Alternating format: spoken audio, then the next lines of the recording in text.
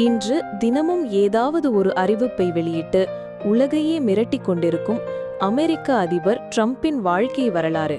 1946ஆம் ஆண்டு ஜூன் 14ஆம் தேதி நியூயார்க் நகரின் குயின்ஸ் பகுதியில் ஒரு செல்வந்த குடும்பத்தில் பிறந்தார் டொனால்ட் ஜான் ட்ரம்ப். அவரது தந்தை ஃப்ரெட் ட்ரம்ப் நிலம் மற்றும் கட்டிடங்கள் மூலம் கோடிக்கணக்கில் சம்பாதித்த ஒரு வணிக மன்னன். தாயார் மேரி அன் மேக்லியோட் ஸ்காட்லாண்டிலிருந்து குடிபெயர்ந்தவர். இளமையிலேயே கட்டுமான தளங்களில் நடமாடிய சிறுவன் பணம் சம்பாதிக்கும் கலைக்கு பழகினார்.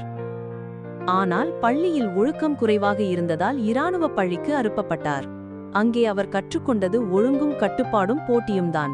காலம் நகர பென்சில்வேனியா பல்கலைக்கழகத்தின் வாட்டன் ஸ்கூலில் பொருளாதாரம் படித்தார். பின்னர் தந்தையின் ரியல் எஸ்டேட் வியாபாரத்தில் இணைந்தார். ஆனால் சாதாரணமாக அல்ல, பெரிய கனவுகளுடன். 1980களில் ட்ரம்ப் டவர் உயர்ந்தது மட்டுமல்ல, அவரது பெயரை உலக வரைபடத்தில் உயர்த்தியது. ஹோட்டல்கள், கேசினோக்கள், கட்டிடங்கள், எதிலும் அந்த பொன்னிறை எழுத்து ட்ரம்ப். 2004இல் தி அப்ரென்டிஸ் என்ற நிகழ்ச்சியில் தொகுப்பாளராக வந்தார். யூர் ஃபயர்ட் அந்த வசனம் அமெரிக்க மக்களின் மனவில் ஒரு அடையாளமாக பதிந்தது. ஆனால் வணிக மேடை அவருக்கு போதவில்லை. அரசியல் மேடையையும் நோக்கினார். 2015இல் குடியரசுக் கட்சி சார்பில் அதிபர் தேர்தலில் போட்டியிட அறிவித்தார்.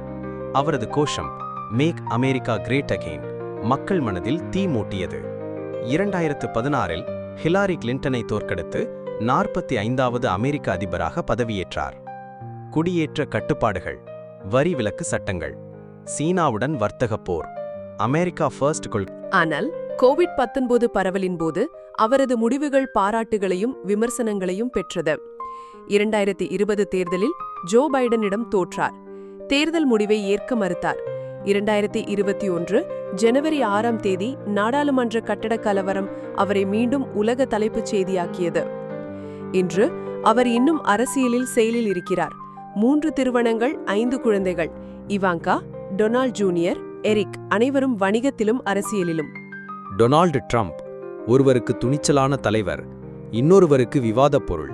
ஆனால் வணிக உலகிலிருந்து வெள்ளை மாளிகைக்கு வந்த அவரது பயணம் உலகமே பேசும் ஒரு கதை.